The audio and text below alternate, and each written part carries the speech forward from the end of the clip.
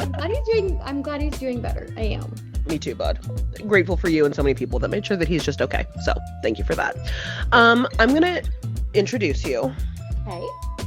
And then we're gonna yap about so many things. Absolutely. And I'm so excited. So thank you for being here. And let me talk about how great you are for a second. So there are students who move through an institution. And then there are students who move with an institution who feel like partners in the mission, co-builders of what's possible. Jenna is the latter of these two. From the very beginning, she didn't just show up to meetings, she showed up with intention. I first came to know her through her work at the Student Alumni Board, where she didn't simply fulfill her role, she elevated it. She carried the kind of steady leadership that made everyone around her better. Not louder than necessary, not seeking credit, just deeply committed to the work and the people it served. Jenna was a phenomenal student. Yes. A Beehive Honor Society inductee, recognized among the top 1% of her class for scholarship, leadership, and service. But what distinguished her wasn't the resume line, it was who she was and how she showed up all the time. She led as SAB president with clarity and care. She showed up in the Mighty Utah student section with spirit. This one time, I fully dragged someone's child across the entire stadium to come sit with Jenna, like in the front row. And she was like, yeah, this is a totally normal thing to do. Students like that are rare. She co-founded Women in Finance because she saw a gap and chose to build something better. And in every space, she carried both excellence and empathy. What I appreciated most and what we'll talk about today is that Jenna always felt like a strategic partner in the mission. She asked thoughtful questions, she saw around corners, she understood that tradition and innovation are not opposites but companions. She was a faithful friend, a conscientious teammate, and someone who understood that leadership is ultimately about service. Today, she's applying that same rigor and intentionality in the world of finance, overseeing significant portfolios, leading research, and shaping strategy. But the through line is the same: discipline, integrity, and care for the people impacted by the work.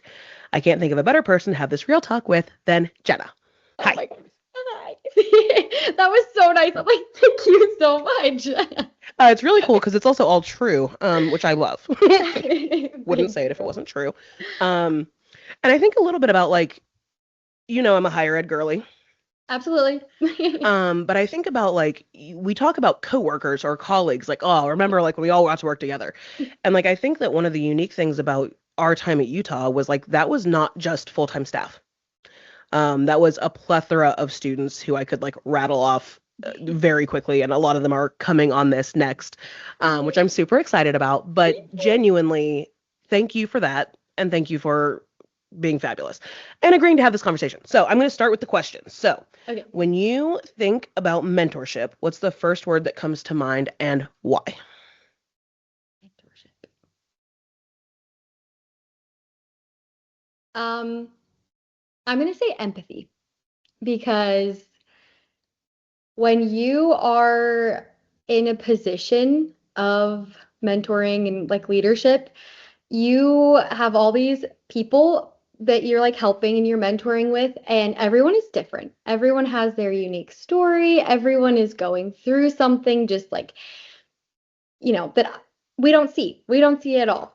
And with that being said, you have to understand empathy, and you have to be empathetic. And I think about, like, the mentors who have shaped my life, and they are all some of the most empathetic people I've ever met. And they just they get that every experience that somebody goes through, that I have gone through, has been very unique to me, but it has built me to be who I am today. And they have kind of been able to just, like, take that in and shape me, and, like, use my experiences to kind of mold me and mentor me, but with empathy, always with just kind of understanding where I'm coming from, and just, like, pushing me to be better. And then I do think about being on, like, a Student Alumni Board, and I think about every case was different. Every person even to this day, every person that I work with, every situation that I'm in, I feel like the most important thing is to just think about empathy, and to think about everyone is living this life. It's different for everyone. We're all going through it, and we all don't really know what we're going through. So we just need a lot of empathy. Well, and I love how you're even, like, kind of framing the concept of empathy, because I think empathy sometimes gets a bad rap. I'm like, oh, so you're just, like, really feely. And, like, but so much of how you're talking about this is, I think, correct. Like, I don't know what your day looked like. And I know you more than I know a lot of random strangers in the world, right? And like, still, I don't know what your day looked like. And if that's true about you, like, every single person we're coming in contact with is dealing with realities we don't know. And so I think about like the way that we frame that word, I think needs to be like understood at a more strategic level I as agree, being a more than just thousand percent. feels. Yes. I feel like it's just so weird that I remember this, but when I was in high school, we like had in my health class somebody come to us and they like talked, I think it doesn't matter where they worked. Anyway, talked about like sympathy and they talked about empathy. And that was kind of like the first time I ever understood and like heard empathy. And I like sympathy is, I mean, from what I remember, it's more like, oh, I'm so sorry you're going through this. Like, let me just help you with my experience, just telling you what I've gone through. And empathy is being like, I have no idea what that's like, but I'm here for you. I'm supporting you. I'm still here for you. And I don't have absolutely anything in common with this, or maybe I do, but it's your experience and I just want to be there for you. So, yes. And I don't know if we all watched the same Brene Brown video of like, there's somebody in a hole, and someone's like, oh, you're in a hole. Like, that sucks. Like, oh, yeah, I feel so helped by that. Versus, like, I don't know, but I know that I care. And I want you to know Yes, that I'm here and I care. And I think, like, exactly. in many senses, and now this is a whole conversation about empathy, which is not the whole point, but that's okay. We can take a detour. Yes. I think it makes it easier to talk to people because if you think that your job is to like solve some problem you don't know or understand or isn't yours, like that's a little bit of a setup for failure. For sure. Absolutely. And like even with empathy and like really putting yourself into that empathetic mindset, it also just helps you have humility. And that's like something that again, I think like it's hard to do, but it is so essential in this life to have the humility to be like, you know what? I don't understand. Help me understand. Talk Yep. to me. I don't understand the solution to this problem. Let's walk through it together. Let's figure out how we can do it all together, but with the underlying tone of just like humility. I think humility, like so often people are like, I think the concept of humility is just like I don't want to be less than. Like I do know things. And like what humility does is gives so much room to like it's freedom. Humility is freedom. That is such a golden nugget. I'm like, yes, circle that, circle that, circle that. It just is. Like Totally. if Yes. I have to be right all the time, then I am like then I'm going to be wrong actually all the time. Like those things are directly proportional, I think. Where Yeah. humility creates this reality of like I don't know and I'm really like this must be really Yeah. hard. I'm sorry. Yeah. And like even yeah, it just that humility is freedom is so true because it just makes you be like, you know what, I don't get it. I don't know. I don't understand, but I'm willing to be there, support you and help have you help me understand. Yep. Lead me there. Yep. Help me get there. And that's not a loss. Like that's just got to No. be we have to be okay with that in this world or Yeah. like we have no hope. So, okay. Next question. You've often felt less like a student being managed and more like a partner in the mission. And so when I think about specifically in a student context, what made that possible for you? Like, because like I'll just be completely honest with you. Like, obviously we were dealing with a caliber of phenomenal students, but like I remember the first time we like ever had a meeting. You're like, okay, here's my notes, here's my list, here's my thing. That's what I'm thinking, and I was like, prepared. Yes. So like, what led to kind of your ability to do that? I guess.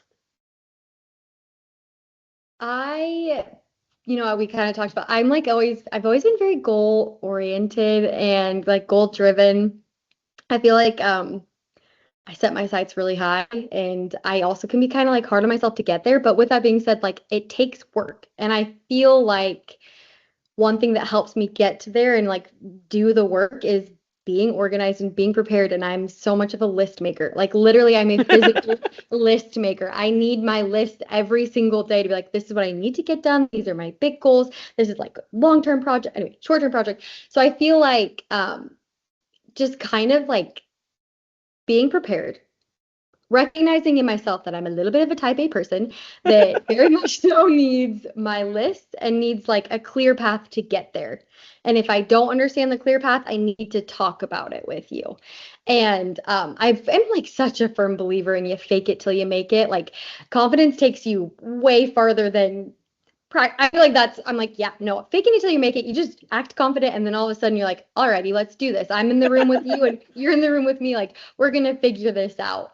So I feel like kind of getting there, of course, it was a lot of like preparing as well as having the support that I've always had, especially with like my family and my friends around me, just giving me the confidence to not be afraid, Yeah. in a room full of people that are way above me and just be like, I am me. I am very much so me, and I'm unapologetically me with my lists and my notepads and my everything.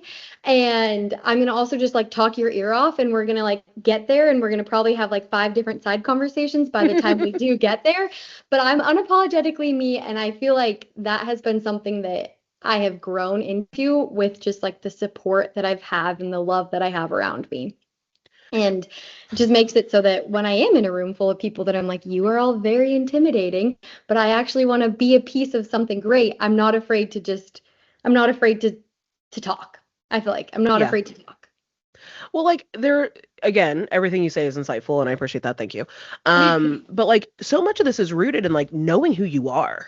Yeah. Like, where do you Absolutely. want to be and how do you need to feel confident and comfortable in that space? Like one of the things you said, and I'm going to butcher it, but that's okay. Because you'll correct me if I'm wrong, is like I know what I need. So like if I don't know what the path forward is, we need to talk it through. And like what I hear there is so much wisdom of like I think there's this temptation of like I'm in this room of people who are overwhelming, intimidating, whatever. You've been in plenty of rooms with cabinet members, deans, Yeah. whoever. Um at the end of the day, like I have to be comfortable enough with myself to say, Yeah. I have a question. Yeah. I feel like I Yep. missed a step somewhere and like understanding that no one in that room got there without knowing how to clarify what they needed to be successful. Yeah. No, that's been something that I like really try to implement in my literally every single day. If I'm on a meeting with somebody that's like, I don't know, way above me, if I was in the meeting with somebody, I'm always like, ask a question, because it forces you to really engage, and it forces you to make sure you're understanding. And it also like sets you apart to be the one to first speak up in some of those situations. And I can like literally tell you, before I ask the question or before I speak up, my heart rate is like through the roof. I can feel it in my neck. I'm like in my ears. It's like about to start like thumping out. So I'm like, it's not per se like easy for me, but at the same time, I know that you got to push yourself and be uncomfortable to grow. Actually, the end. Like we could end right there. Like, yeah, that's profoundly insightful, but it's just true. Like everybody in this room is a person. And Yeah. I I am gonna loop it right back to empathy. Like this is actually Good. like empathy goes both ways. Like it helps you elevate somebody. You're like, I don't, if you want to look at somebody and say, I don't know what this person can do for me, don't look at the world that way. But empathy elevates, but it also like realizes Yeah. like this person is a human. They ate breakfast today too, or maybe they didn't because maybe they're hot mess just like I am. Same. But they had to leave their home and come to work to do the thing. Like they're a person too, and Exactly. you just got to make the spaces normal if you want to be in the spaces. Yeah. Yeah. Yeah. Agreed. 100%. Okay, so was there a moment in college when you felt truly seen by a mentor, and what did they notice in you, or how did you realize that was happening? There were so many moments like that. There were just, um, yeah, like I honestly, I'm like I feel like probably once a day, I was like, thank you, I did that. I feel like I literally could just like list a mile long of my experience in college and like the mentors, and then just like feeling heard and feeling understood and feeling like, thank you for getting it. I feel like we can grow together. Hmm. I think one of my top moments was probably with Brandy, and you were like right there with her, but um like literally just kind of we would have like pre-meetings before our SAB meetings, and we just kind of like talk about what we want to go through. I'd have my lists out, and we'd, checklist, blah, blah, blah, blah, blah. But then just like her always having the confidence in me to just kind of do it, and just Hmm. like giving me the free reign to just run this thing, which honestly, we'll get into that later, but I'm like, I was so intimidated. I had no idea what I had signed up for until all of a sudden I'm like sitting in front of a room full of people, and I'm like, hi guys. Oh, like you're running this. Yeah. It was just like, literally, it was just like the confidence to just be hands off and say, you got this. All of a sudden, I'm like, you're a mentor that just has given me this space to grow. Where I'm like, thank you for, and like, let me tell you, there were so many times where I felt like reaching out to different people, reaching out to Brandon, be like, how would you handle this situation? What would you do? Even reaching out to like the people I worked with, that kind of gave me the confidence to then be on my own, to be like, you know what, we're doing this. We're doing this. Hi guys, how you doing? So that was just like, I feel like Student Alumni Board, especially the presidency seat that I was so fortunate to hold, shaped me into like one of the most, if not the most influential things that I've ever done. That's hugely profound. So like just shout out to you, Student Alumni Board, Office of Alumni Relations, University of Utah, all of the things. And I think what threads through that for me is like, I think in our heads, or at least maybe I'm projecting, so you can tell me if this is not how you feel, is like, I think sometimes when you're like looking at the next thing, like the next job or the next role, you're like, this is who I will be when I'm in that seat. I will, iron my clothes before the morning I need to wear them. Like I will prepare my lunch the night before, and I'll just be like, I will be that person. And like then that morning shows up and you're like, actually, I'm the same person I have always been. Yeah. So true. Yeah. You're like, Yeah. oh wait, actually, we're just gonna have to do how we do. We're gonna do it. We're gonna just do it one day at a time. And that's it. And like we have to create a space where like maybe we need to talk about that more. I don't know. I feel like there was this era of like faking it till you make it, but like don't talk about it. Oh yeah. Like, no, You I like, woke don't up like talk about this. it. You're like, everyone is faking it, but everyone is acting like they're not faking it. When in all reality, I feel like like to this day, I can promise you, I'm like, I don't know if I should say this, but everyone I work with, I'm like, I know because but like we're all faking it, but we're not talking about it. But we are all faking it until we make it. It looks And different maybe for everyone, but it is. and like maybe faking it till you make it needs to be rebranded as like, I don't know, trying. Yeah, no, I Like love that. Let's just cut out the faking until you're making, just trying because like yes. yeah, exactly like you're saying. We don't really talk about the fact that we're all kind of just in it. We're all kind of just winging it. We're all just trying, but we have these expectations of everyone around us that they've got it figured out more than we do. When no, we're all just trying. Like a pretty clear survey says that is not true. But like I think, and I will come back to empathy or imposter syndrome or whatever words we want to use to be like, we get in our heads about like so I can read this fact that I'm like, yes, Simon Sinek has never been wrong before. Adam Grant knows everything. And then I can like go to work and be like, no, these people all have it together so much more than I do. I don't stand a chance. Yes, 1000%. And then it's like just being so uncomfortable, being like, I don't understand, until one day you ask a question and then they're like, oh yeah, I have the same question. And you're like, what?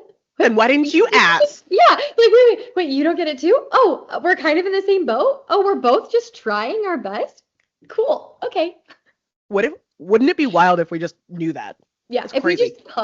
we just cut and paste like that part of the chapter, that would be great. That would be great. That would be great. Make us all feel like a little bit more comfortable, more easing into it, and honestly just like shoot off right, get us there quicker. And I think like that would just be like a culture completely rooted in like, I don't know, reality or like safety, maybe. Like, do I feel safe to say, hey, I think I missed a step?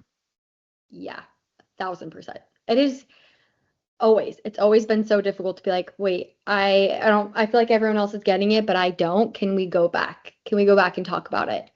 And that takes, honestly, I'm gonna say bravery because Well, it is bravery.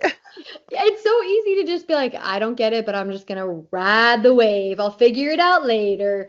When it's like, well, actually, we all probably don't get it. And we're all just kind of trying to figure it out. Maybe we could all just like come together, create that safe space, and learn together and like figure it out together. So I'm on one right now about learning organizations because that's what we're talking about in class this semester. Well, okay, we're talking about strategic planning. But like the last 2 weeks were really like different kinds of organizations and what they're like. And like the learning organization is exactly what you're describing.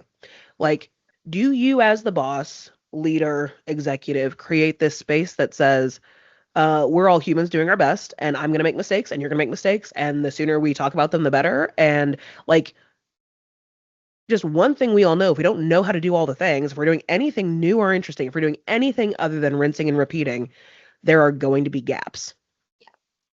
Yeah, 100%.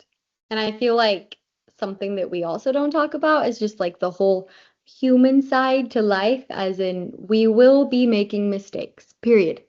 Yeah. And we're going to learn from the mistakes. And honestly, most of the time, your mistakes just are going to force you to be a better person and to grow more. And they're not going to be the end of the world. No, most of the time they're not. And I say that from the privileged seat of like, I am not a neurosurgeon.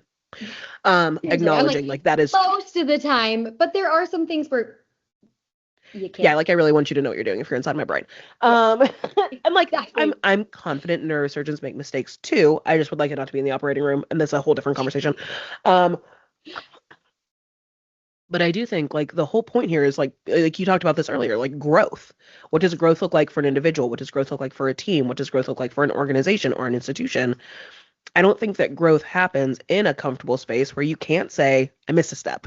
Like I just feel like Absolutely. that's relevant. Absolutely.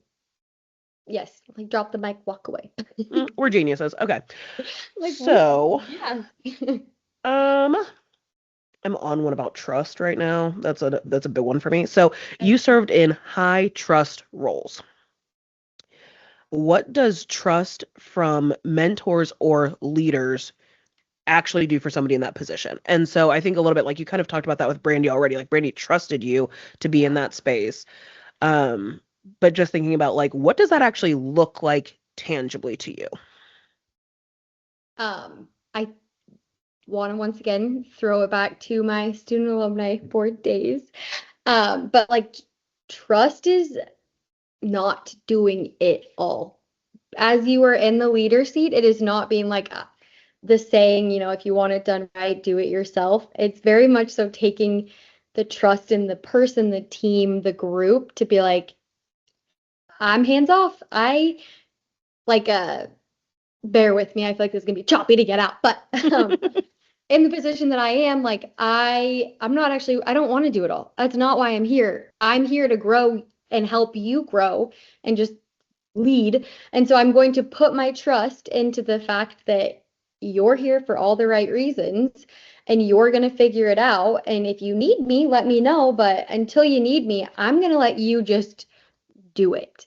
And I saw that with Brandy and it was so helpful. And I feel like that was honestly one of the biggest lessons learned in like a leadership like that role where it's even though you're the leader, you're not the one that's doing. You are trusting your people to do what they need to do. And like, I don't know, I feel like that was a reality check for me to be like, oh, because I'm a little bit of the type A person. It's like, if you want it done right, you do it yourself.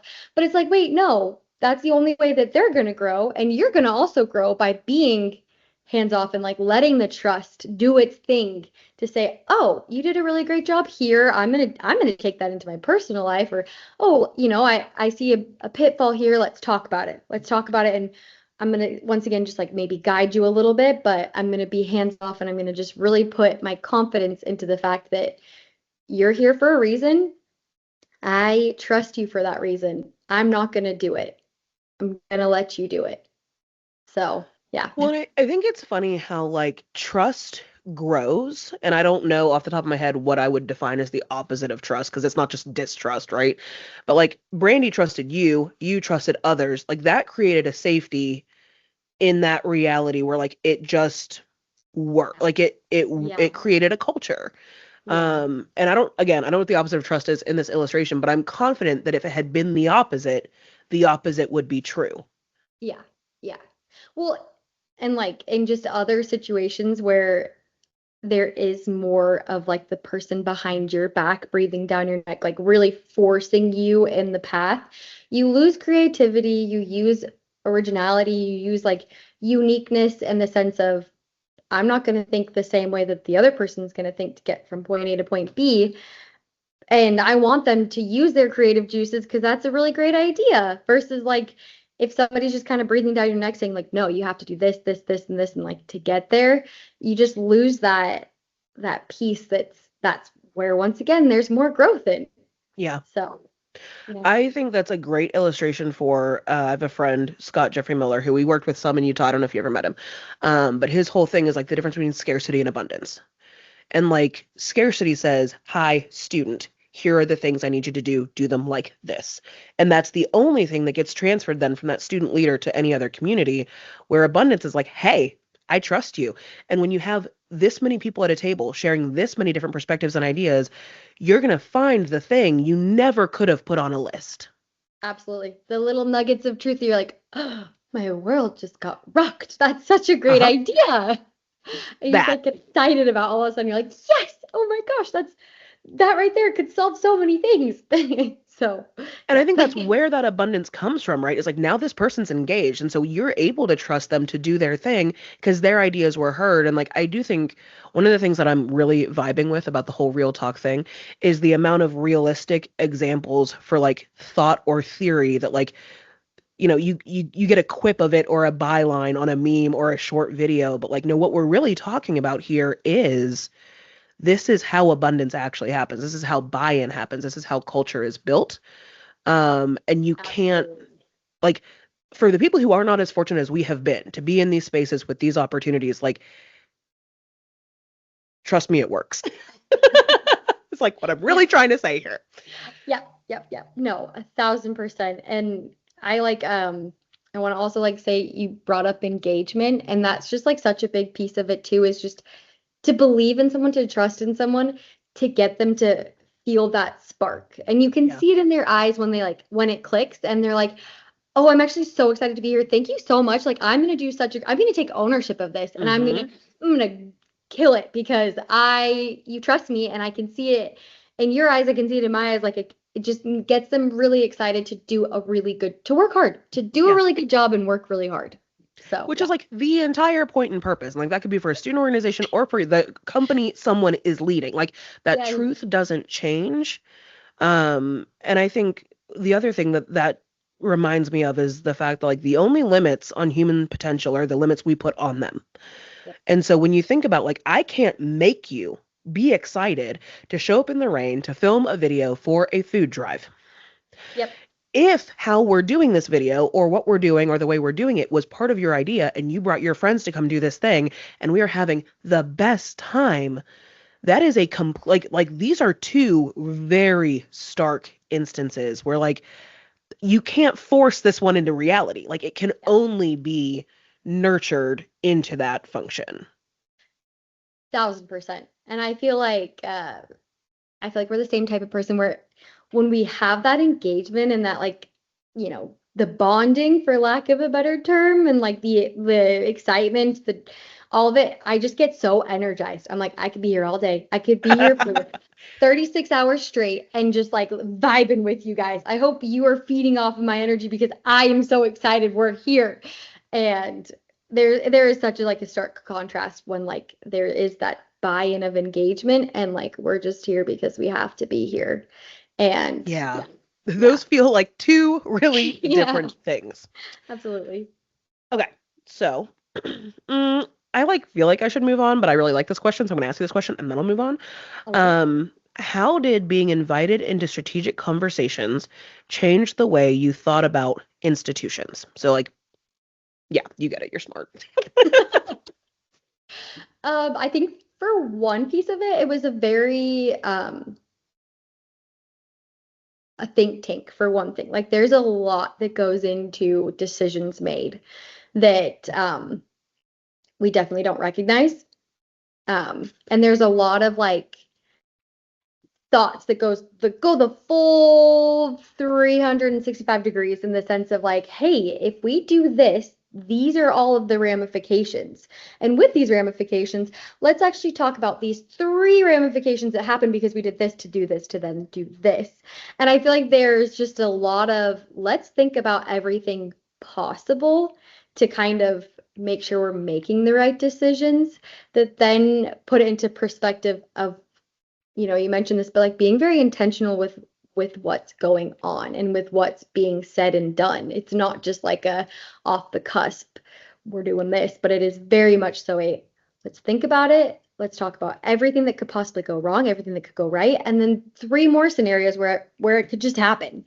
Yeah. And being very intentional and strategic with like the decisions going on that then forced me to reflect and be like, okay, I've got to reflect, I've got to internalize what's next and how is this like an impulse decision? Is this like a real decision that's going to drive growth?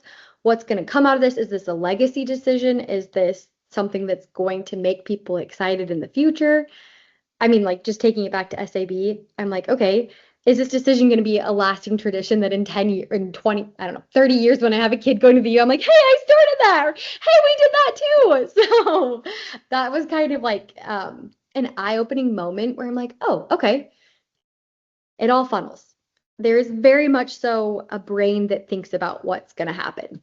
Yeah. But I couldn't think about it all. So it's nice to be in a room full of brain power, you know? Yeah. Yup. Yes. And I think like I appreciate all of that because I do think sometimes, and this is true, like I love where questions are incredibly relevant for a student experience or just life in general. Like it is someone's job to think about every eventuality. Yeah. Yeah. And I think oftentimes, whether we're sitting at a desk at a work environment, whatever, Bethany, or like whether you're coming to this club or activity, like someone's job is to think about what this decision is going to mean, cost, look like, realize, age, whatever. Yeah. And that's like the logistical thing that you said that is true, but you said a really beautiful thing that I also want to pause and say, like, there's nothing in the world more important to me than the function of alumni. Like, I think alumni as a people group of any institution are one of the most understudied entities in the world. Because I think people misassess where their affinity lies. And when I think about being like, is this a tradition my child is going to participate in here, is like a concept of stewardship that so few people ever like think about, grapple with, wrap their mind around. Like, I'm not here doing this fun thing. I'm here planting a tree for the next generation. And like that is beautiful. Yep, absolutely. Yeah. And like I've been in so many conversations in that setting where that is the forefront of what they're trying to do is this going to last for generations? Is this going to be something that can sustain and turn in and grow and be beautiful and all the things? And so I can confidently say that it's the forefront of institutions Yeah. and just in life in general. Yeah, important. Little things. Yeah. Little Yeah. things. All LOL. the things.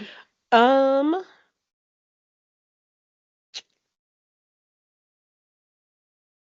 okay, I'm gonna have one more question, then a final.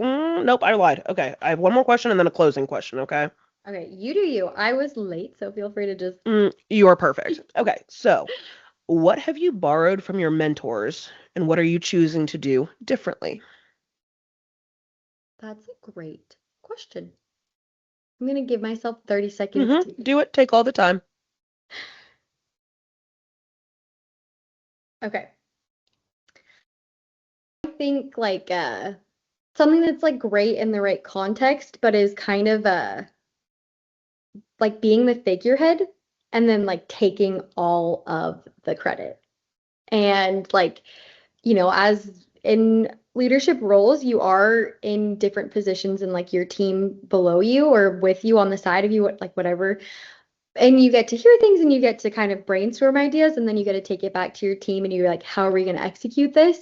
And something that I feel like was really, for lack of a better term, kind of like not hard, but just like something that I would want to do differently is just I don't want to be the one that takes the credit because I didn't do it.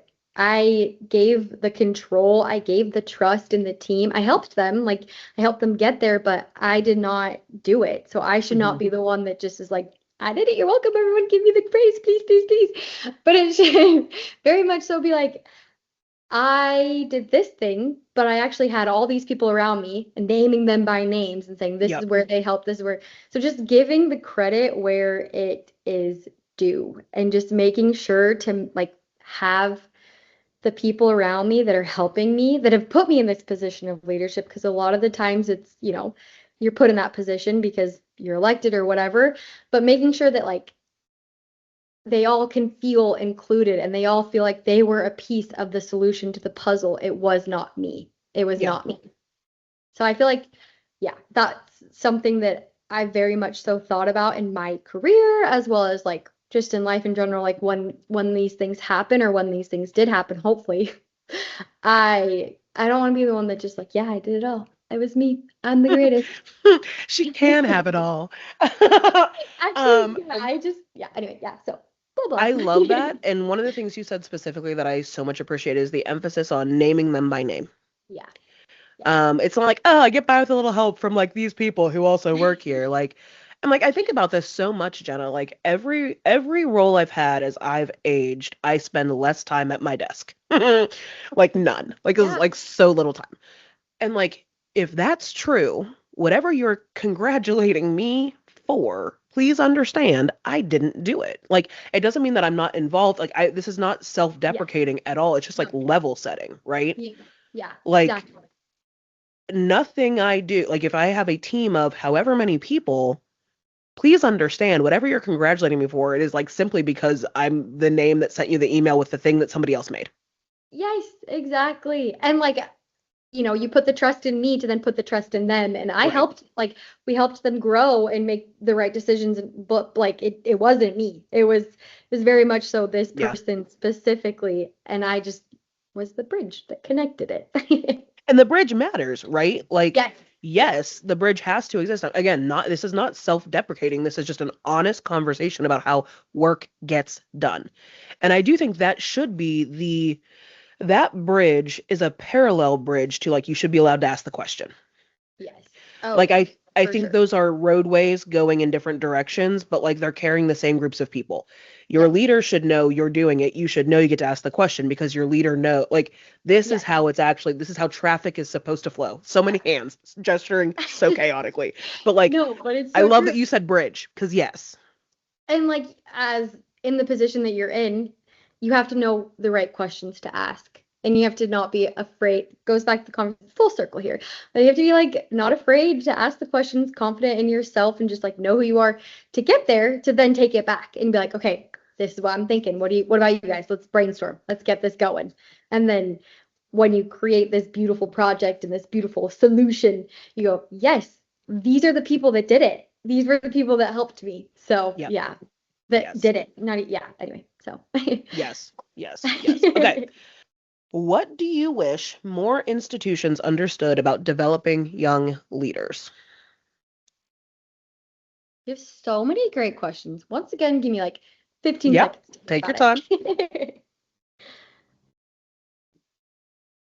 I'm gonna say I wish that they would recognize that there's really not one structure that fits everyone.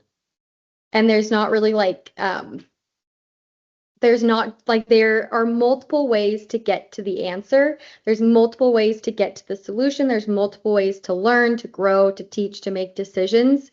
And everyone is going to be different. Everyone is going to be unique. And so we can't all just like put each other in these boxes that sometimes I feel like I get it. There are thousands of people that are under institutions that are expecting something out of it. But in the same breath, like it makes it you as a person feel like you're going to create more and accomplish more if there are different solutions to get there and I get to on my own figure it out, get from point A to point B doing it this way and then turns out it's wrong, I got to go pivot this way, but giving me that space to learn and grow instead of being like this is how you get there, you got to do all this to get to the Yes. end. Well, and I So think like that's if I can just tell you that like I think you are speaking on behalf of a generation that feels very similar to this, right? Like this was not a plug and play academic experience. Like all of our stories are different. If you're talking yeah, about 10,000 or 30,000 or 50,000 students, there is not one direct path to engagement. yeah, ding ding ding ding ding ding ding ding ding. Absolutely. Exactly. And like my experience was very different than even just like my brother and we literally were in school at the same time or even my husband like very, very different. It was because we are all very different, and like I chose different pathways to get there. But at the end of the day, we were still like essentially expected to get there going kind of in Yeah. this one way. I just feel like I took a lot of detours and really tried to engage in other situations and say yes to absolutely everything. So I was like through the path. But yeah, anyway, that makes sense. And that makes all the sense. And I lied. I have one more question. Okay, perfect. Okay, thanks. I love this. So I'm like, I miss you. I don't want this to end, okay? It is really nice to see you. And like the pink really blessed me. Really made my day. So thank you for committing to this. If you could speak to a first year student and these can be two different, like first year, like, okay, hold on. If you could speak to a first year student or a new employee, Okay, okay. because students' jobs is education, right? Students' jobs is education is the best sentence I've ever said. I said it. It's fine. I don't care. I'm not insecure Like, about yeah, it. no, absolutely. Put that on like a bumper sticker. Put it Students on. is. Yeah, It's yeah. great. Yeah. So whether this is a student or a new employee who want to lead, what would you tell them about seeking mentors? Oh, you've got to do it. You got to do it. And find as many as possible because everyone's going to be different. Everyone's going to have their own kind of experience with how to guide you and how to help you. So find as many as possible. Don't be afraid to ask people and to like, for lack of a better term, maybe not get in their face, but like get in their face and be like, hey, help me. I really, really need your help. Because I feel like if there's one thing that I have also learned at my time at the universities and in like my career path is people want to help you. They want to be a mentor. They want to give you advice and take you under their wing. A lot of the times we're just like too afraid to talk to them and ask them. So just like don't be afraid to ask and to be like, hey, I really want you to be a mentor. Even just like the phrase, can you be my mentor? Is going to take you very far and it's going to put you in the right places, in touch with the right people to then grow you to being who you need to be. So just don't be afraid. Don't be afraid. Don't be Don't be afraid. afraid. Jenna said you don't have to be afraid. Don't be afraid. Yeah. Um, Absolutely. I love that you started with find as many as possible. Oh, And that has to be paired with the belief that like if all of us asked people and they said no, or those were really bad experiences, like the advice wouldn't be to find them. But yep. like diversity is good in that space. Yes, absolutely. Everyone has their own school of thought, and you are going to learn different pieces from every single person that is going to collectively grow you to being the mentor that you want to be. You asked such a great question of like, what did they do, and then what do you want to do differently? And I think that's also like a really, really, really great question to ask is, I loved what you taught me. How am I then going to craft it and make it my own? Not even in a Hmm. bad way, but how am I going to craft it and make it my Right. own? Because So, I think that you are yes, thank you. Because yeah, where so much of a mentor, and somebody said this in a previous episode that I really appreciated, was like a mentor's job is to show their work.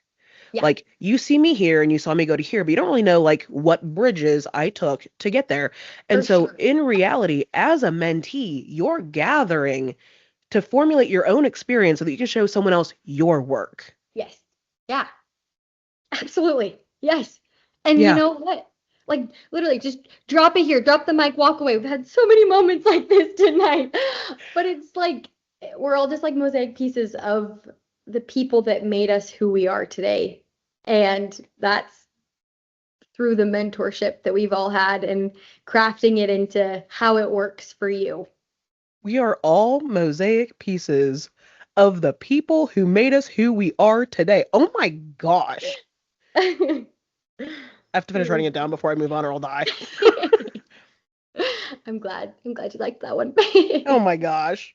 They were like all good, but like as No, like that the one, yeah. tactile visual person, I'm like, yes, they are mosaics. Yes, like it's been mentioned before, you and I are very similar type people where we're like very with their hands and we have to have the imagery and like when you say the bridge, I'm like, yeah, I know exactly like it's there, it's a It's mental there. picture in my brain. And I'm like, yeah, I know exactly what you're talking about, the bridges. Yeah. Yeah. obviously. Yeah. Jenna's like, you can stop flailing whenever you want to. I got it. But at the same time, I'm like, yes, I feed off the flailing. I'm like, watch this. I'd be super excited too. Watch me. Anyway, I'm like, love sit it. on your hands. Sit on your hands, girl. No, it's not 3rd grade, and I don't want to. Fair. Absolutely. I'm like, be you. Be unapologetically you with the pink sweater and the hands going crazy. So We're allowed to be us. That's the takeaway. We're allowed to be us and absolutely. free of the construct that we should know all the things already. Yes. Yeah, exactly. That's like, such another great piece of knowledge that learning is not knowing everything right now. And it's very much so being patient with yourself to get there, to learn in the end, yeah, exactly like you said, to just be patient with yourself to learn and to get there eventually. And that's good enough. Well, okay, this is my standing invite for you to come back to Real Talk because this was lovely and I love you and it was so nice to see you. Oh my gosh, you have no idea. When I got your message, I was like, Bethany? Yes, absolutely. I was like, what's up? What do you want? Oh my gosh, yes, absolutely. Literally, I'm like, you want a kidney? I'd give you a kidney. Yeah, sure, let's do it, okay? Let's do it. I miss you. Who even needs a kidney? Literally, I'm like, I've got one. You need another? Here you go. But truly, I'm like, thinking back on life and my experience, there really have been so many people, but you just are always there in the forefront of what leadership looks like and what a good mentor looks like and how to be a good human being. And there really have been so many times where I'm like, she just taught me how to be a mentor because of her mentorship and how to grow in this life. So I can't thank you enough. Well, that's wildly humbling, and I'm super obsessed with you. And the next topic is leadership, so be thinking about what you want to talk about then, and I will pester you again. Okay, perfect. It was really nice to see you. So good to see you. Give everyone my love, especially Mav. Mav will get extra cuddles just from you. Absolutely. Tell Patrick he's just wildly talented. I love the word wildly that you've been using. Just so unbelievably talented. He's really great. It's so funny because, grabbed that photo and I was like, oh my gosh, I forgot. I didn't really forget, but I forgot. I'm like, he's talented. Anyway, so. It's true. I'll tell him it'll make his day. So I love you. It's great to see your face. Have a great evening. Thank you for taking the time. And I can't wait to see you again. Me too. Bye. Bye.